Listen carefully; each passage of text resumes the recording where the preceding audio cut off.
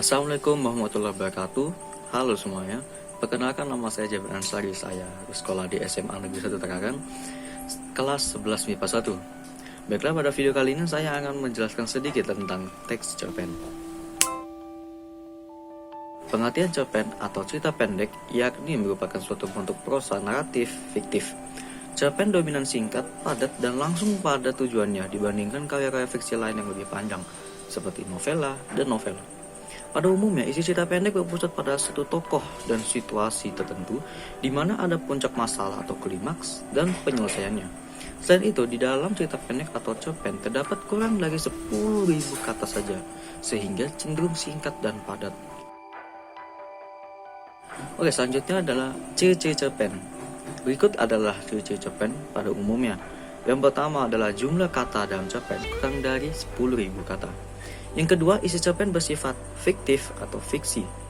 Yang ketiga, hanya terdapat satu alur saja atau alur tunggal. Yang keempat, bentuk tulisannya singkat atau lebih singkat dari novel. Yang kelima, isi cerpen umumnya diangkat dari kejadian sehari-hari. Yang keenam, biasanya cerpen menggunakan kata-kata yang mudah dimengerti oleh pembaca. Yang ketujuh, bentuk penokohan di dalam cerpen sangat sederhana. Yang kedelapan, cerita pendek dapat meninggalkan kesan dan pesan mendalam sehingga pembaca ikut merasakan isi cerpen tersebut. Selanjutnya adalah struktur cerpen. Di dalam cerpen terdapat 6 elemen penting yang membangun teks cerita pendek tersebut sehingga membentuk suatu cerita yang utuh. Yang pertama adalah abstrak. Abstrak adalah ringkasan atau inti dari cerpen dan merupakan gambaran awal suatu cerita. Unsur abstrak sifatnya opsional. Dengan kata lain, suatu cerpen boleh saja tidak menggunakan abstrak. Yang kedua adalah orientasi. Orientasi adalah hal-hal yang berhubungan dengan waktu, suasana, dan tempat yang ada di dalam cerita pendek. Yang ketiga ada yang namanya komplikasi. Komplikasi adalah urutan berbagai kejadian yang dihubungkan berdasarkan sebab akibat. Kita dapat melihat watak atau karakter suatu tokoh dalam cerpen pada struktur ini.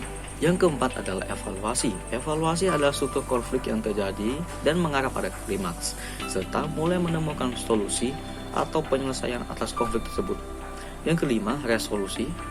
Pada bagian ini, si pembuat cerpen akan menjelaskan solusi atau penyelesaian atas masalah yang dialami oleh tokoh di dalam cerpen. Yang keenam, terakhir adalah koda. Koda adalah nilai moral atau pelajaran yang bisa didapatkan oleh pembaca cerpen. Oke, selanjutnya adalah unsur-unsur cerpen.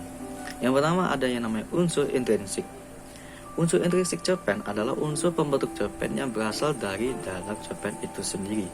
Nah, isi dari unsur ini yang pertama ada yang namanya tema, alur, latar, tokoh, penokohan, sudut pandang, gaya bahasa, dan amanat. Terus ada yang namanya unsur ekstrinsik. Unsur ekstrinsik cerpen adalah unsur pembentuk cerpen yang berasal dari luar. Nah, yang pertama ada yang namanya latar belakang masyarakat, yaitu hal-hal yang mempengaruhi alur cerita dalam cerpen. Misalnya, ideologi, kondisi politik, sosial, dan ekonomi masyarakat. Yang kedua, latar belakang pengarang, yaitu hal-hal yang berhubungan dengan pemahaman dan motivasi penulis cerpen dalam membuat tulisannya. Misalnya, aliran sastra, kondisi psikologis, dan biografi. Yang ketiga, ada yang namanya nilai yang terkandung dalam cerpen, yaitu nilai-nilai yang terdapat di dalam suatu cerpen.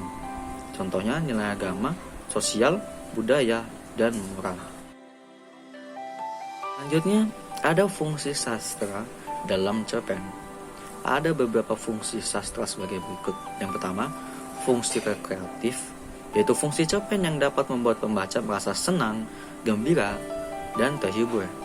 Yang kedua, fungsi didaktif, yaitu fungsi cerpen yang dapat mendidik dan mengarahkan pembaca melalui nilai-nilai kebenaran di dalam cerpen.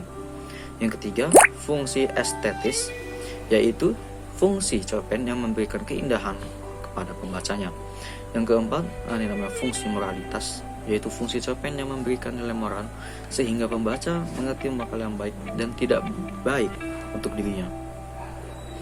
Yang kelima atau terakhir, fungsi religiusitas, yaitu fungsi cerpen yang mengandung ajaran agama dan menjadi teladan bagi pembacanya.